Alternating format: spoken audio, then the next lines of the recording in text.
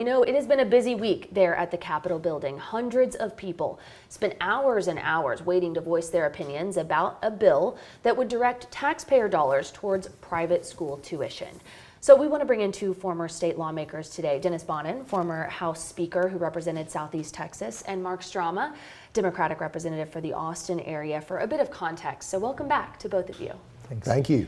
Lots of people had their eyes on that marathon hearing on education savings accounts. It lasted almost 22 hours, really ending into the next day. I know you all are familiar with long nights at the Capitol. It's not necessarily new, but give us some context about why do it this way. Is there, has there been discussions about breaking that into several days? You know, why have these kind of marathon hearings? The biggest reason is that when you post a hearing 5 days out, you give the public notice.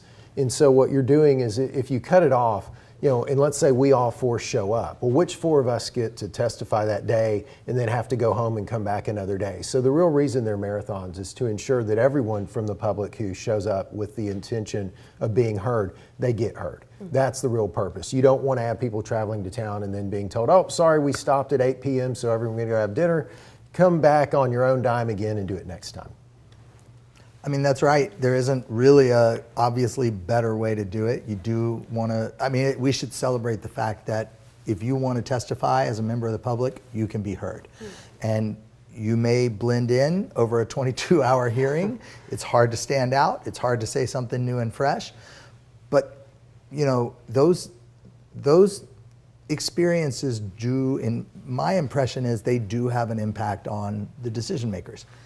You are unlikely in your brief testimony over a 22-hour hearing to outright change someone's mind.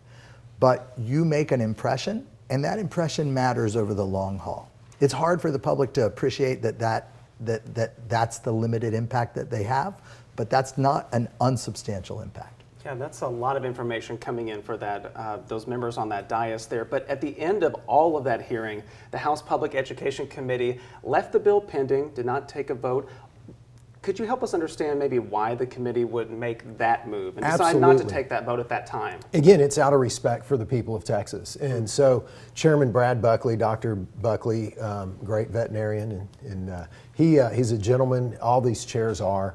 So you leave the bill pending because you're providing opportunity for not just that 22-hour period of testimony, but you're allowing people the opportunity to come back even after that day, be heard. They will most likely do, I would assume, I don't know for a fact, a committee substitute. And so they'll take some of that testimony that they heard in those 22 hours. They're also providing that window of the days, today, tomorrow, the next days, for people to also be heard and talk about concerns and shifts and changes that can be made to the bill. They'll have that committee sub drafted, and then in a week or two, they'll probably they'll have their regular weekly meeting. They'll bring the committee sub up that you'll see where people in that 22-hour hearing were heard. You'll see where people after that 22-hour hearing were continued to be heard and changes were made. Will all the changes those folks that testified want made? No, probably not. But you will see improvements to the bill. So that's why it's left pending. Again, it's to show respect to the greater process and to all those who want to be heard. Also, nobody would cast a very intelligent vote after 22 hours of round-the-clock hearings. Yeah, going in at 8 a.m. one day, then leaving at 6:30 the next day. It's a tough schedule. It's a rigorous calendar. Yeah. I want to follow up to say, both of you are saying, what these folks said, their stories, their experiences really could inform changes to this bill. Is there any insight on changes you could expect to see after listening to some of that testimony? I think that the House committee is going to make a change probably. There were arguments, millionaires and billionaires could get some of this money to pay for their kids. I think they're going to make some changes. They wanted to start the bill very broad and very inclusive. I think they'll probably make some changes to tighten that up. The reality of it is most of the money is going to go, as the bill is drafted, intended, the money's going to go first priority, special needs, kids like me, dyslexic students who need help. And beyond, ADHD, all the different learning disabilities that we have and I've had in my life and in my family. And then after that, the next prioritization is low income. And so the predominance of this money is going to go to students who are special needs and to families who are low income. And that is who should receive it. And one of the arguments that was made the other day is, well, what about a kid who's already in private school? Well, I don't know why you wouldn't want a parent who has already made the sacrifice for their special needs child and their low income and took them to a private school that they thought was a better educational opportunity for their children's success to be excluded from that opportunity. And that's what I think they're going to clean up. Mark, any response there? Any other things you expect to see changed? I hate it. Oh, go ahead, Mark. I mean, on the policy, let's talk about the policy for a minute. Because, look, at a high level, what we ought to acknowledge is that something like 99% of the testimony was against the bill. There will be modifications that will probably improve the bill on the margins. As a matter of public policy, this isn't the intervention the Texas public education system needs. And to answer the question about why it's objectionable that somebody who's already paying for private school would qualify for the voucher, I don't know a way to have vouchers that doesn't allow that, which is why vouchers is a strategically flawed education intervention.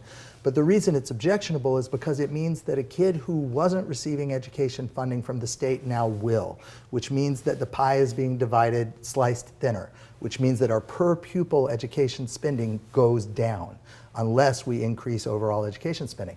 But we already have over $1,000 deficit just per pupil, just to get us back to where we were when Dennis was Speaker of the House in 2019. We have a $4,000 per pupil deficit just to get us to the national average in per pupil expenditures. Now you're going to slice the pie even thinner by spreading it out to the private education that are currently being privately funded as they should. That's one of the strategic flaws in the policy. Now, before this marathon hearing happened, we also got the Texas Legislative Budget Board putting out a fiscal note on House Bill 3. This, again, would create those education savings accounts. It projected the cost of this school choice program could balloon to almost $5 billion over the next 5 years. How much should we trust those figures? Whenever you file a bill and get that fiscal note back from the Budget Board, how much trust do you put in that? I think it's hard to trust that number, to be candid. Why is that? Because there are too many variables that are going into it. I also think that once some changes are made on income levels and those things, that'll change that number quite possibly. But the reality of it is, and I want to be clear, the Legislative Budget Board does a great job, but it's literally like sitting around with accountants and saying, hey, what if I invested $100 today and invested in Tesla and it did this? They are having to run financial math on a lot of uncertainties. And so that's why I don't trust that number. With that said,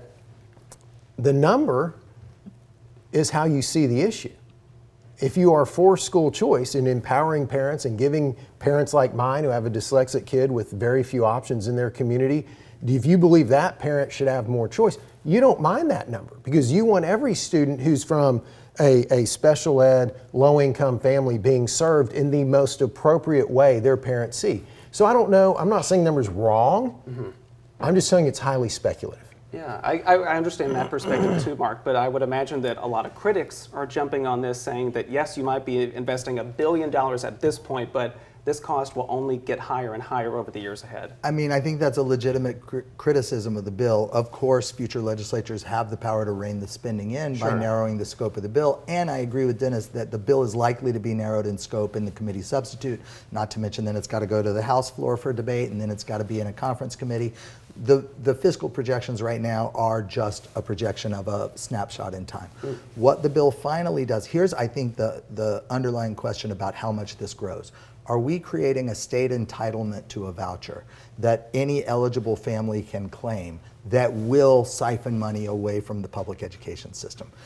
When we have a final version of the bill that defines the eligibility criteria clearly, then we'll know how big a threat it is to the education budget for public schools. I will say this. It is really problematic in a state that is as underinvested in education as we are, with as big a hill to climb as we have, with a low-income population that has educational deficits from the day they walk in the classroom. We're spending 46th in the country per pupil.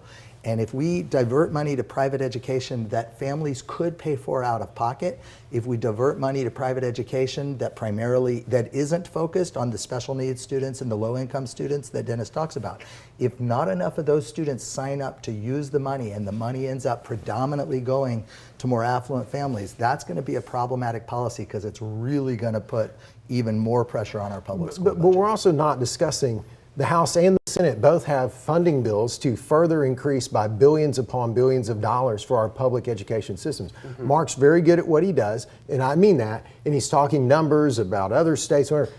I can just tell you, public schools in Texas, which I support, they are not underfunded. They are going to get even more money. They got more money last session. They're going to get even more this session. I can tell you, the little private school my boys went to, we went to the public school for them to be tested. And my wife came home and said, oh my gosh, the technology, the resources, everything in that school, I just wish we had it over at the private school. So pleading poverty, I think what we should be pleading is performance. And right now, poverty is not the answer that is plaguing our public schools. I want to be very clear. But more importantly, parents deserve the right. My parents made a choice in 4th grade to drive me into Houston 45 minutes every day so their dyslexic son could get the best possible program. Why would we want to deprive any family of that opportunity? Okay, so I have two dyslexic daughters. That's right. We actually moved them early in their education. When we identified them as dyslexic, we moved them into the public schools because the private schools couldn't provide them the same level of service. This That's right. notion that private school vouchers are going to save the public schools from having to educate special needs kids with special educational needs is flawed because the private schools don't have to take them. The public schools do. The cost of educating kids in public schools is actually higher than the cost of providing a good education to kids in private schools who come in with the additional support of coming from a family that can pay for a private education. So what's left behind in the public education system is the more challenging kids to educate. The cost per pupil of educating those kids effectively is higher, but the amount of money that most public schools spend is lower than the amount of money that most private schools spend. That per assumes pupil. there's not a prioritization on special needs and low income. That's right. This bill will, how bad a bill this is will turn on how narrowly it's crafted to reach those students. And again, they're not all going to flood out because there are great public schools in Texas. Okay, so parents let's just say need to they don't. choose. I want to think you may take be right. control. No, look, And I know You we may will do. continue. I know we will continue to have this conversation. I want All to note for our session, audience, they did not take a vote on that bill. We're watching and waiting to see when that could come back up. And I know we are going to have you two back on. I With hate to plenty cut more off to say, your yes. conversation potentially as soon as next week. As you know, these two will be joining us every Thursday to give us context on what's going on at the Capitol. We do want to get a check outside because Freddie is tracking some